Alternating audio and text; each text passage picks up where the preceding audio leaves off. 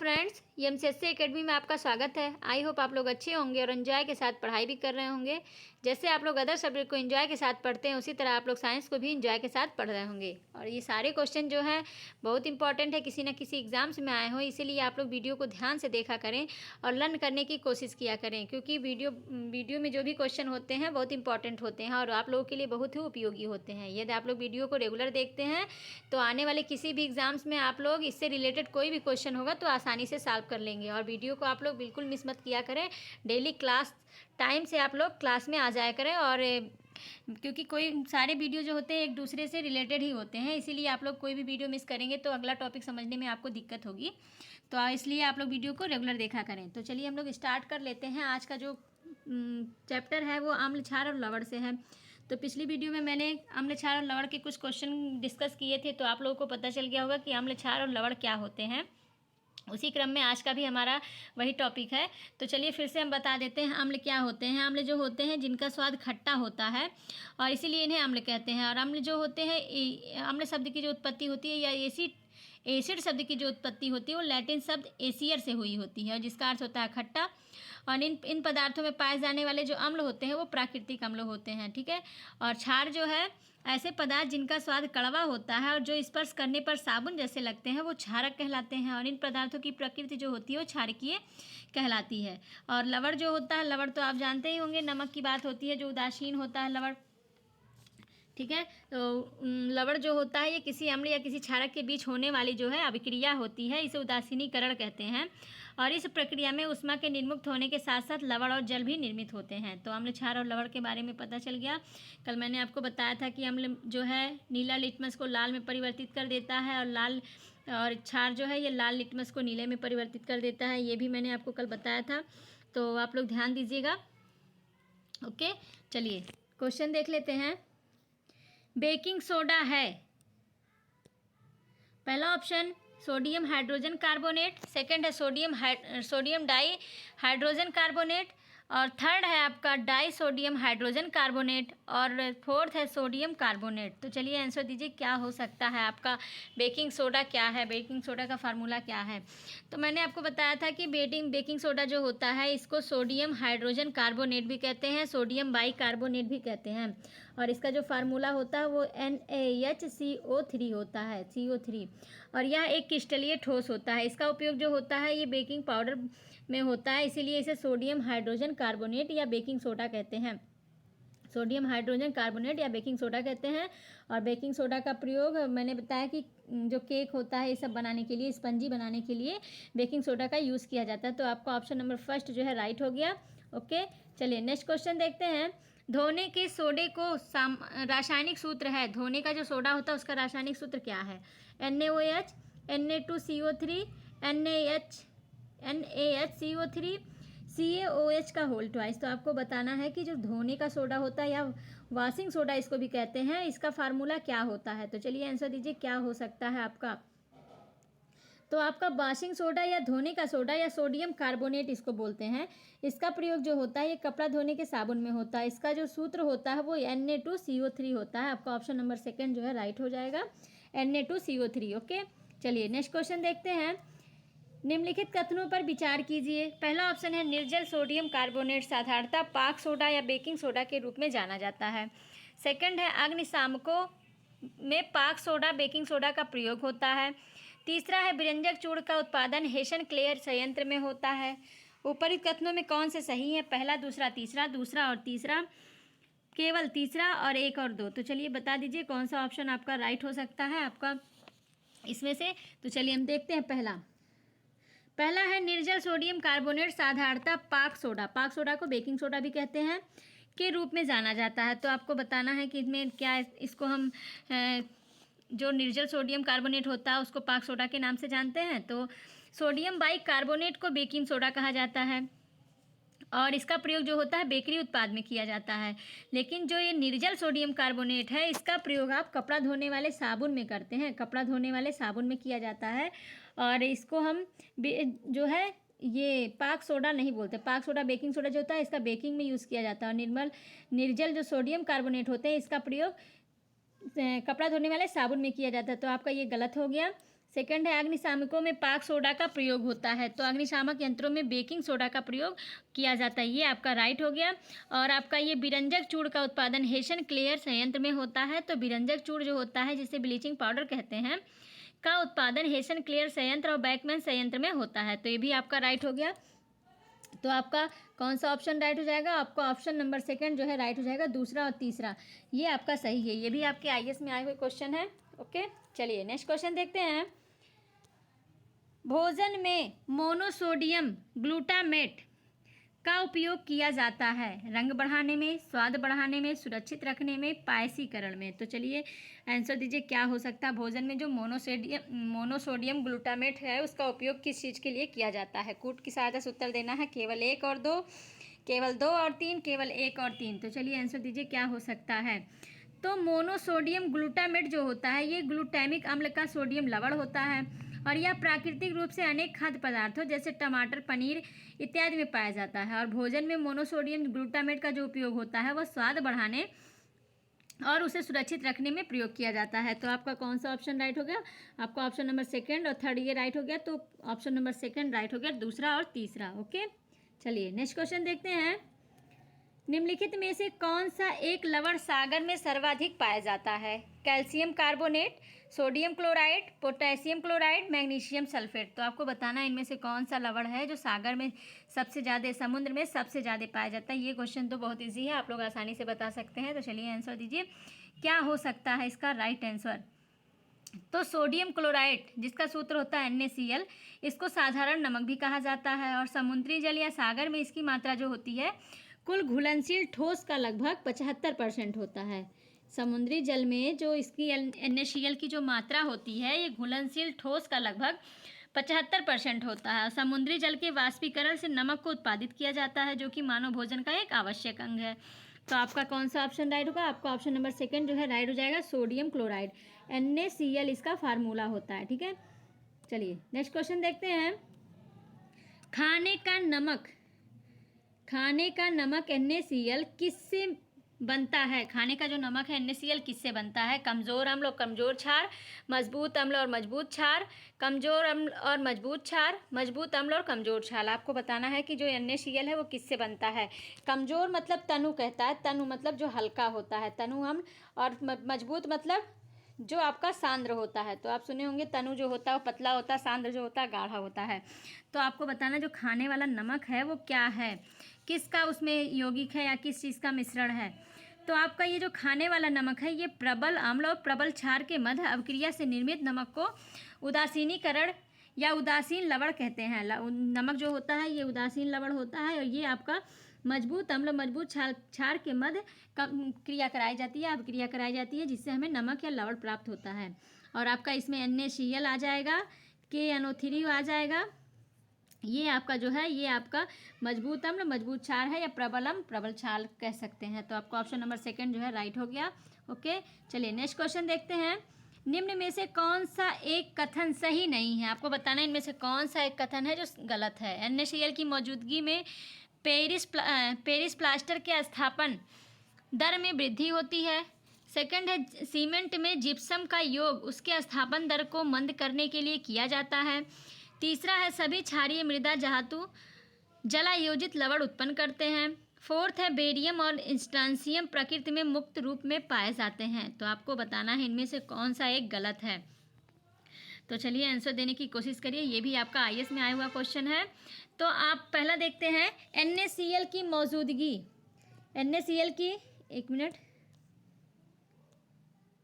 NaCl की मौजूदगी में पेरिस प्लास्टर स्थापन दर में वृद्धि होती है। मतलब अगर आपका NaCl है या सोडियम क्लोराइड है तो जो पेरिस होता है, पेरिस आप प्लास्टर जानते होंगे, जो हम लोग हाथ वगैरह हड्डी वगैरह टूटने पे जो प्लास्टर करवाया जाता है उसमें आपका यही होता है पेरिस आप प्लास्टिक, जो चूना होता है वाइट वाइट वो पेरिस आप प्लास्टिक होता है। तो बोल रहा है कि NaCl है तो उसमें नमक मौजूद रहता है तो उसके स्थापन या जमने की जो दर होती है वो तीव्र हो जाती है, वृद्धि हो जाती है। तो ये आपका राइट है।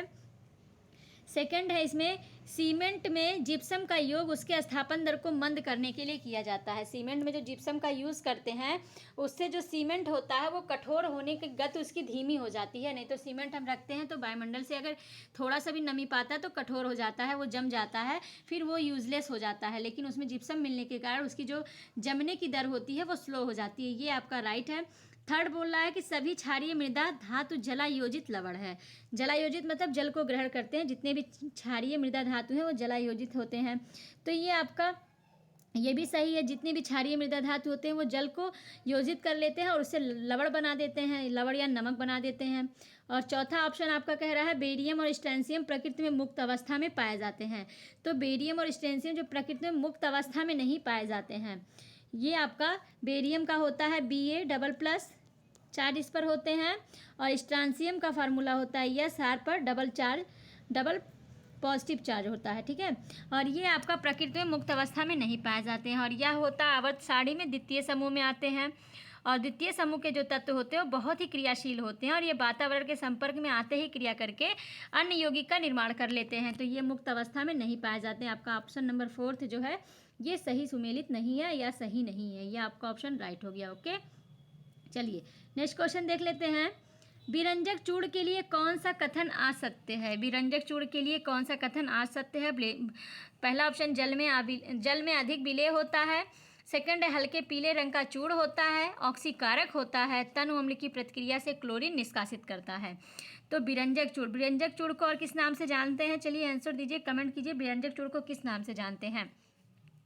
तो कैल्शियम हाइपोक्लोराइड या कैल्शियम ऑक्सीक्लोराइड एक अकार्बनिक यौगिक होता है और इसे विरंजक चूर्ण या ब्लीचिंग पाउडर भी कहते हैं। और इसका जो फार्मूला होता है वो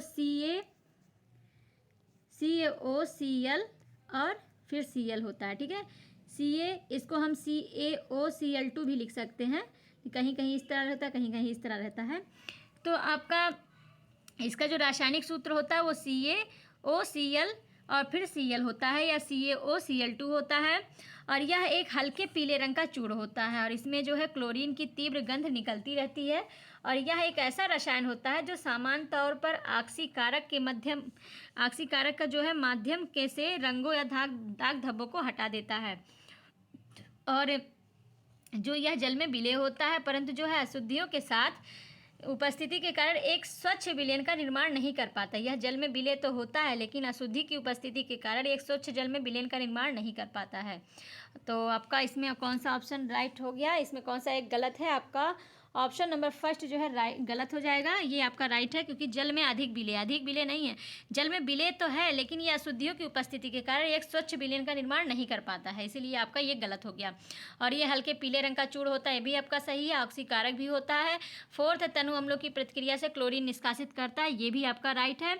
ऑक्सीकारक मतलब जो इलेक्ट्रॉन लेने की क्षमता रखता है या इलेक्ट्रॉन लेने वाले जो रसायन होते हैं उनको हम ऑक्सीकारक कहते हैं। तो ये आपका ये तीनों ऑप्शन राइट है, पहला ऑप्शन आपका गलत हो गया है। ओके, चलिए नेक्स्ट क्वेश्चन देखते हैं। ब्लीचिंग पाउडर में कौन सा रासायनिक यौगिक होता है? Calcium hydroxide, calcium oxychloride, calcium carbonate, ammonium chloride. तो आपको बताना है कि ब्लीचिंग पाउडर में कौन सा रसायन होता है। तो अभी मैंने आपको बता दिया। तो चलिए इसका आंसर दीजिए, क्या हो सकता है, कौन सा ऑप्शन आपका राइट होगा? ब्लीचिंग पाउडर में कौन सा रसायन होता है? तो कैल्शियम हाइपोक्लोराइड, इसी को हम कैल्शियम ऑक्सीक्लोराइड भी कहते हैं। ये जो होता है एक अकार्बनिक यौगिक होता है, इसे विरंजक चूर्ण या ब्लीचिंग पाउडर भी कहते हैं। इसका फार्मूला जो होता है CaOCl2 होता है और ये एक हल्के पीले रंग का चूर्ण होता है। इसमें क्लोरीन की तीव्र गंध भी निकलती है और यह एक ऐसा रसायन होता है जो सामान्य तौर पर ऑक्सीकरण के माध्यम से रंगों या दाग धब्बों को हटा देता है। और यह जल में विलय होता है परंतु अशुद्धियों की उपस्थिति के कारण एक स्वच्छ विलयन का निर्माण नहीं कर पाता। और तनु अम्ल से जो इसकी अभिक्रिया होती है वो इस तरह होती है CaOCl2। इसमें हम तनु अम्ल आपका HCl तनु अम्ल से क्रिया जब करवाते हैं तो बनता है CaCl2 प्लस H2O प्लस आपका क्लोरीन। ठीक है, Cl2। ये आपका जब हम ब्लीचिंग पाउडर को तनु अम्ल से क्रिया कराते हैं तो आपका क्या बनता है? CaCl2 बनता है, जल बनता है और क्लोरीन बनता है। ये आपका इसका रासायनिक अभिक्रिया है। ओके, तो आपका इसमें कौन सा ऑप्शन राइट हो जाएगा? आपका ऑप्शन नंबर सेकंड जो है राइट हो जाएगा। ब्लीचिंग पाउडर को कैल्शियम हाइपोक्लोराइड या कैल्शियम ऑक्सीक्लोराइड भी कहते हैं। ओके, चलिए नेक्स्ट क्वेश्चन देखते हैं। जब इनो लवण को जल में डाला जाता है बुलबुले बनते हैं, जिसका कारण है O2 gas, CO2 gas, CO gas, H2 gas. तो आपको बताना है कि इनो, आप इनो देखे होंगे कि जब उसको हम जल में डालते हैं तो क्या होता है। इनो को जब जल में डालते हैं तो झाग निकलता है। जब पानी में इनो हम डालते हैं तो देखिए बहुत तेज़ी से रिएक्शन करता है, वो झाग निकलता है। वो जो झाग होता है वो आपका कार्बन डाइऑक्साइड होती है। वो कार्बन डाइऑक्साइड के गैस के कारण ही वो बुलबुले निकलते हैं, जो झाग निकलता है। तो आपका इसमें कौन सा ऑप्शन राइट होगा? आपका ऑप्शन नंबर सेकंड जो है राइट हो जाएगा, CO2 gas, carbon dioxide gas. जब हम इनो लवण को जल में डालते हैं तो जो झाग निकलता है, बुलबुला जो दिखाई देता है, वो कार्बन डाइऑक्साइड होता है। तो आपका ऑप्शन नंबर सेकंड जो है राइट हो गया। ओके, चले नेक्स्ट क्वेश्चन है। फोटोग्राफिक प्लेट को विकसित करने में पहला ऑप्शन सोडियम थायोसल्फेट उपचायक की भांति उपयोग होता है। सेकंड है मुक्त ब्रोमीन निकलती है। थर्ड है प्रकाश प्रभावित क्षेत्र शीघ्रता से ऑक्सीकृत हो जाता है। फोर्थ है विकसित करने वाले घोल में तब तक रखा जाता है जब तक कि समस्त ब्रोमाइड घुल नहीं जाता। तो चलिए इसका आंसर दीजिए, क्या हो सकता है? फोटोग्राफी प्लेट को विकसित करने में कौन सी इसमें अभिक्रिया होती है, क्या होता है? तो आपका जो फोटोग्राफी प्लेट को विकसित करने में आपका ऑप्शन नंबर फर्स्ट जो है राइट हो जाएगा। इसमें सोडियम थायोसल्फेट जो होता है ये उपचायक की भांति उपयोग किया जाता है। उपचायक क्या होता है? जो एक या एक से अधिक इलेक्ट्रॉन जो है किसी अन्य रसायन को देता है तो उसे हम उपचायक कहते हैं, और जो इलेक्ट्रॉन लेता है उसको हम ऑक्सीकारक कहते हैं। तो इसमें जो है आपका ऑप्शन नंबर फर्स्ट जो है राइट हो जाएगा। सोडियम थायोसल्फेट जो होता है ये फोटोग्राफिक प्लेट को विकसित करने में प्रयोग किया जाता है। ओके, तो आपका ऑप्शन नंबर फर्स्ट राइट हो गया। चलिए नेक्स्ट क्वेश्चन देखते हैं। निम्नलिखित पदार्थों में से कौन सा फोटोग्राफी में तथा एक एंटीक्लोर के रूप में प्रयुक्त होता है? Chrome rod, sodium thiosulphate, hydrogen peroxide, calomel. तो चलिए इसका आंसर दीजिए। ये आपका UPPCS में आया हुआ क्वेश्चन है। तो चलिए इसका आंसर क्या हो सकता है? तो सोडियम थायोसल्फेट या इसको हाइपो कहते हैं, यह एक रंगहीन क्रिस्टलीय तत्व होता है और इसका जो प्रयोग होता है वो फोटोग्राफी में तथा एक एंटीक्लोर के रूप में प्रयोग करते हैं। और एंटीक्लोर क्या होता है? वह तत्व होता है एंटीक्लोर जो क्लोरीन की अधिकता को निष्प्रभावी करने में प्रयोग किए जाते हैं। तो आपका कौन सा ऑप्शन राइट हो गया? आपका ऑप्शन नंबर सेकंड राइट हो गया। सोडियम थायोसल्फेट जो होता है ये आपका फोटोग्राफी में तथा एक एंटीक्लोर के रूप में प्रयोग किया जाता है। और एंटीक्लोर भी आप जान गए होंगे कि एंटीक्लोर वह तत्व होता है जो क्लोरीन की अधिकता को निष्प्रभावी करने में प्रयोग किया जाता है। तो आपका ऑप्शन नंबर सेकंड राइट हो गया। नेक्स्ट क्वेश्चन है, फोटोग्राफी में अस्थायीकरण के रूप में प्रयुक्त होने वाला रसायन है। फोटोकॉपी में जो अस्थायी रूप से प्रयुक्त होने वाला रसायन क्या है? Sodium sulphate, sodium thiosulphate, ammonium पर सल्फेट, बोरेक्स या सुहागा। तो चलिए इसका आंसर दीजिए। आपको तो अब इसका आंसर पता ही हो गया होगा फोटोग्राफी में क्या यूज़ हो रहा है। तो चलिए जल्दी जल्दी बताइए क्या हो सकता है। तो सोडियम थायोसल्फेट रसायन का जो प्रयोग होता है ये फोटोग्राफी में निगेटिव या पॉजिटिव के अस्थायीकरण में होता है और इसका उपयोग जो होता है चांदी और सोने के निष्कर्षण में भी किया जाता है। तो आपका कौन सा ऑप्शन राइट है? आपका ऑप्शन नंबर सेकंड जो है राइट हो जाएगा। सोडियम थायोसल्फेट ये फोटोग्राफी का जो है पॉजिटिव और निगेटिव अस्थायीकरण में होता है। चलिए नेक्स्ट क्वेश्चन देख लेते हैं। फोटोग्राफी में उपयोगी तत्व है। फोटोग्राफी में उपयोगी तत्व क्या है? Silver nitrate, silver bromide, sulphuric acid, citric acid. तो चलिए आंसर दीजिए क्या हो सकता है। इसका भी आंसर आप लोग आसानी से दे सकते हैं। तो फोटोग्राफी जो प्लेट होता है इसको विकसित करने के लिए उसे विकसित करने वाले उस घोल में तब तक रखा जाता है जब तक उस पर लगा जो समस्त सिल्वर ब्रोमाइड घुल नहीं जाता है। ठीक है, तो आपका इसमें ऑप्शन कौन सा राइट होगा? आपका ऑप्शन नंबर सेकंड राइट हो जाएगा। फोटोग्राफी में जो उपयोगी तत्व होता है वो सिल्वर ब्रोमाइड होता है और इसे उस घोल में तब तक रखते हैं जब तक कि उस पर जो समस्त सिल्वर ब्रोमाइड होता है उसमें घुल नहीं जाता है। ठीक है, तो आपका ऑप्शन नंबर सेकंड जो है राइट हो गया। चलिए नेक्स्ट क्वेश्चन देखते हैं। फोटोग्राफी में स्थिर करने के रूप में प्रयुक्त होने वाला रसायन पदार्थ है। फोटोग्राफी में जो स्थिर करने के रूप में प्रयुक्त होने वाला रासायनिक पदार्थ क्या है? Sodium thiosulphate, borax, sodium tetrathionate, ammonium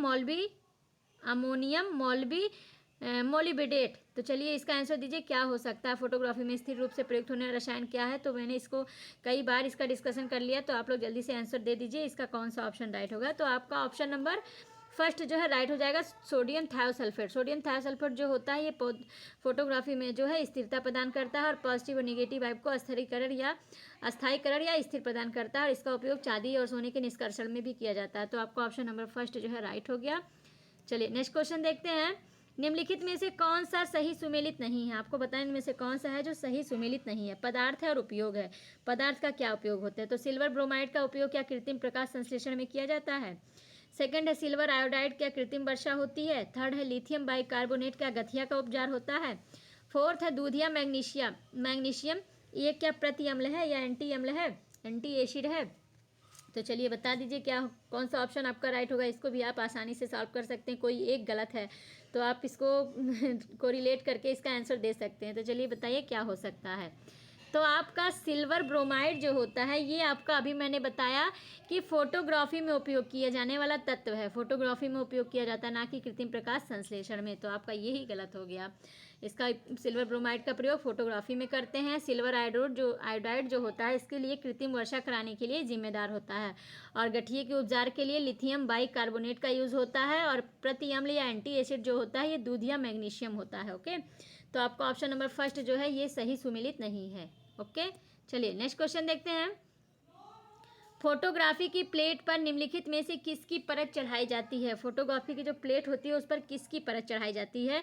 silver oxide, silver bromide, silver chloride, silver iodide. तो चलिए इसका भी आंसर आप लोग दे सकते हैं। आप बस क्वेश्चन पूछने का तरीका अलग है, बाकी आंसर आपका सेम है। फोटोग्राफी के देखिए कितने क्वेश्चन कितने बार रिपीटेड है और मोस्टली ये सभी किसी न किसी एग्जाम से में आए हुए हैं। कोई पीसीएस में, कोई आरओ में और कोई आईएएस में आया हुआ है, लेकिन आया जरूर है फोटोग्राफी की प्लेट से। ये बहुत इंपॉर्टेंट क्वेश्चन है, इसको आप लोग ध्यान से तैयार कर लीजिएगा, याद कर लीजिएगा। ओके, तो चलिए बता दीजिए फोटोग्राफी की जो प्लेट पे निम्नलिखित में से किसकी परत चढ़ाई जाती है? तो आपका फोटोग्राफी की प्लेट पे जो है सिल्वर ब्रोमाइड की परत चढ़ाई जाती है।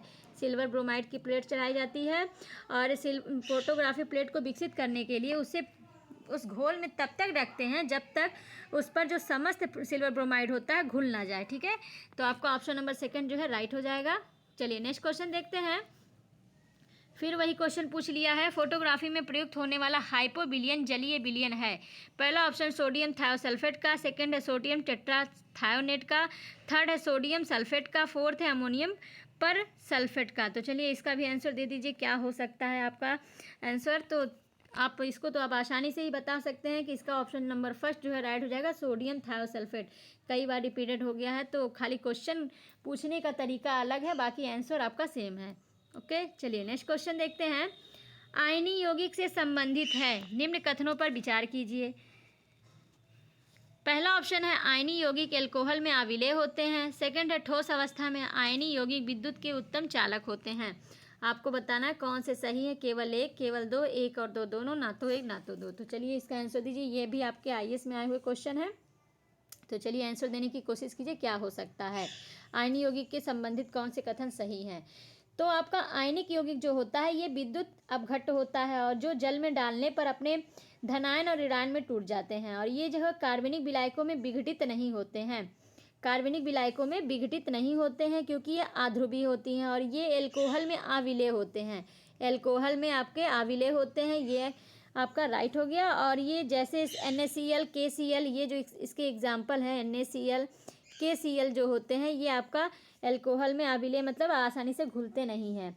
और ठोस अवस्था में आयनी यौगिक जो होते हैं मुक्त या गतिशील इलेक्ट्रॉन नहीं होने के वजह से विद्युत का चालन इनमें नहीं होता है। ठीक है, और दे रहा है कि आपका ठोस अवस्था में आयनी यौगिक विद्युत का उत्तम चालक होता है, लेकिन इसमें जो आयनी यौगिक में जो मुक्त या गतिशील जो इलेक्ट्रॉन ना इसमें नहीं पाए जाते हैं, इलेक्ट्रॉन नहीं होते हैं, जिसके कारण ये विद्युत का अच्छा चालन नहीं कर पाता। तो आपका ऑप्शन नंबर सेकंड जो है रॉन्ग हो गया। आपका केवल और केवल पहला राइट हो गया, तो ऑप्शन नंबर फर्स्ट जो है राइट है। ओके, चलिए नेक्स्ट क्वेश्चन और आज का लास्ट क्वेश्चन। निम्न में से कौन सा सबसे अधिक श्यान है? आपको बताना इनमें से कौन है जो सबसे अधिक श्यान है। श्यान मतलब गाढ़ा है, श्यानता किसकी है? अल्कोहल, पानी, शहद, गैसोलीन। तो चलिए आंसर देने की कोशिश कीजिए क्या हो सकता है आंसर आपका। तो श्यान या श्यानता जो होता है किसी तरह का वह गुण होता है जिसके कारण वह किसी बाहरी प्रतिबल या अपरूपक प्रतिबल के कारण अपने विकृत करने का विरोध करता है। और ये आपका सबसे श्यान या सबसे गाढ़ा जो होता है ये शहद होता है। ये श्यानता जो होता है किसी तरह का गुण होता है जिसके कारण वह जो बाहरी प्रतिबल होता है या अपरूपक प्रतिबल के कारण वो अपनी विकृति को मतलब अपनी टूटने की गति को जो है उसका विरोध करता है। और इसमें आपका शहद आपका सही ऑप्शन है। निम्न में से जो है सबसे अधिक श्यान जो होता है वो शहद का होता है। ओके, ऑप्शन नंबर 3 जो है राइट हो गया।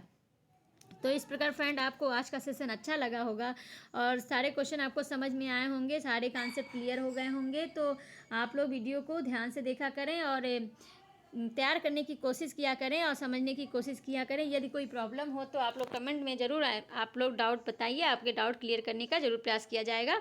तो आज के लिए बस इतना ही, अब मिलते हैं नेक्स्ट वीडियो में। तब तक के लिए thank you so much all friends.